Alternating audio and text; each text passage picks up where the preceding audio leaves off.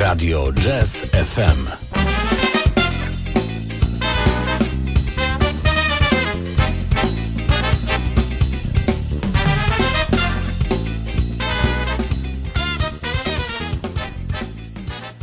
Here and Now, tu i teraz. Autobiografia napisana przez Pata Martino we współpracy z wyśmienitym jazzowym dziennikarzem Billem Minkowskim w roku 2011.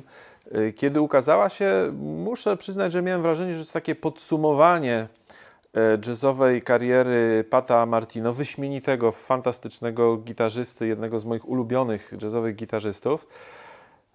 No, zrobił od tego czasu sporo nowej muzyki, w związku z tym chyba należałoby zapewnić fanom drugie wydanie albo napisać jakiś suplement, no bo to już 10 lat minęło, a ciągle nowe, fantastyczne rzeczy z obozu Pata Martino wychodzą i z jego obszernych archiwów i również nowe nagrania. To niezwykła osobowość. Kiedy robiłem sporo już lat temu wywiad z Patem Martino przy okazji jednej z jego wizyt w Polsce, to było w Bydgoszczy, to mieliśmy porozmawiać 15 minut, rozmawialiśmy ponad 2 godziny, fantastycznie nam się rozmawiało. To niezwykle skoncentrowany, niezwykle skupiony, niezwykle dokładny we wszystkim, co robi, ważący każde słowo, ale jednocześnie nie miałem wrażenia takiej bariery, że to jest coś wyuczonego, tylko człowiek, który po prostu uważa, że słowa i dźwięki mają znaczenie. Genialna osobowość i również człowiek z bardzo ciekawym życiorysem, bowiem zapatrzony w geniuszy gitary w rodzaju Wesa Montgomery i Cheta Atkinsa, w latach 70. był jednym z liderów jazz rockowego grania. Zespół Jolus Lake nagrał sporo fantastycznej muzyki w latach 70. Dziś Pat Martino raczej improwizuje i gra swoje własne kompozycje, również piękne melodie pisze, ale również gra jazzowe standardy i jest moim zdaniem jednym z najciekawszych jazzowych gitarzystów. Faktycznie no może nie jakichś niezwykle twórczych, jeśli chodzi o jakieś przełomowe nagrania czy przełomowe rzeczy zmieniające nasze spojrzenie na jazzową gitarę. Raczej to muzyk, który cyzeluje każdy dźwięk, który skupia się na tym, żeby dokładnie to, co chce przekazać, te emocje, które chce przekazać, zagrać przy pomocy swojego instrumentu. A życie miał niełatwe, ale o tym za chwilę. Integralną częścią autobiografii Pata Martino jest pewien rodzaj syntezy i skrótu jego teorii muzyki. Taka próba opisania muzyki w sposób geometryczny, opisania jazzowych harmonii przy użyciu geometrii euklidesowej, różnych regularnych figur. Do tej niewielkiej, ale jednak istotnej części książki nie za bardzo potrafię się odnieść, bo wymaga to wiedzy muzycznej, której po prostu nie mam, ale być może ta część książki może być niezwykle interesująca dla tych z Was, którzy grają, w szczególności na gitarze. Dla wszystkich gitarzystów i na pewno również dla wszystkich fanów jazzu będzie również interesujący fragment, w którym o muzyce Pata Martino opowiadają wielcy jazzowej gitary i ci, których spotkał na swojej muzycznej drodze od końcówki lat 60. do momentu wydania tej książki, a to publikacja sprzed kilku lat. No i jest jeszcze jeden istotny dodatek, mianowicie taka bardzo skrupulatnie opisana dyskografia, co jest wartością samą w sobie, bowiem dyskografia Pata Martino jest trudna do zgromadzenia. Pat Martino nie miał szczęścia do wielkich wytwórni, w związku z tym spora część jego muzyki była wydawana w małych, często już dziś nieistniejących wytwórniach.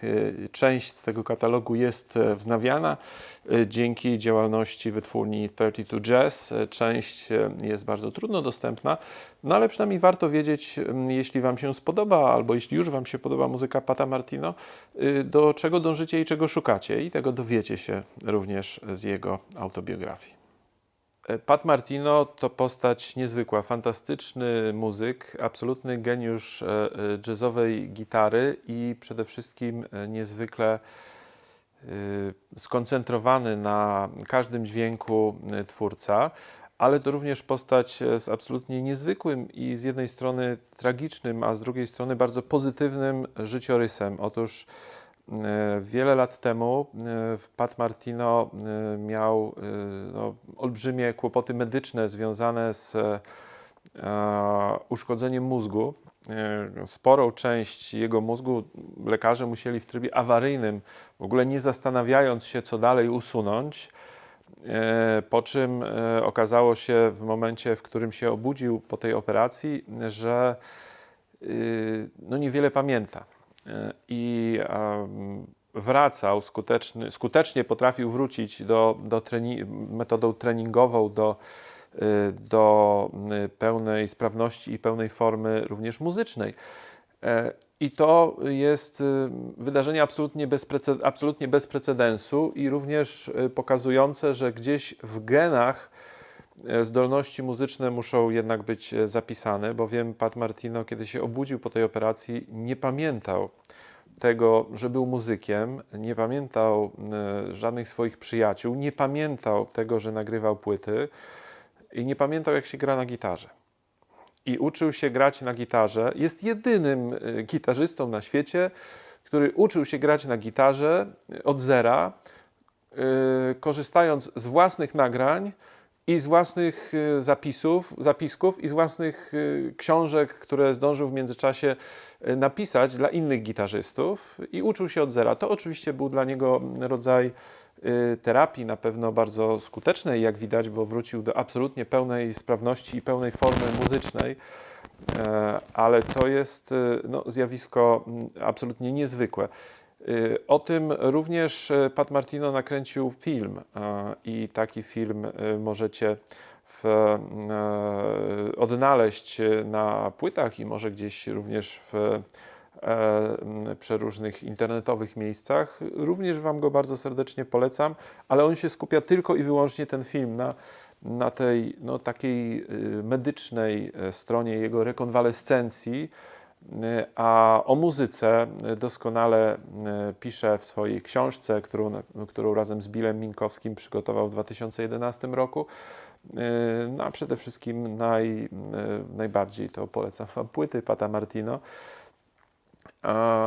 Mówiłem dużo o tej dokładności i faktycznie to jest tak, że to człowiek, który bardzo, bardzo dokładnie robi wszystko. Mam tutaj płytę, na której Pat Martino złożył swój podpis. To jest najbardziej staranny podpis, jaki w życiu udało mi się zobaczyć, kiedy składał ten podpis na tej płycie. Ja nie jestem zbieraczem autografów, ale kiedy Pat Martino podpisywał się na płycie, to po pierwsze musiał być to absolutnie specjalny pisak, ten jego jedyny właściwy pisak do podpisywania, i również w garderobie szukał właściwego miejsca do tego, żeby ten podpis złożyć, po to, żeby wysokość krzesła była odpowiednio dopasowana do wysokości biurka, po to, żeby mógł zająć taką pozycję, żeby w sposób wygodny, starannie mógł ten taki wykaligrafowany podpis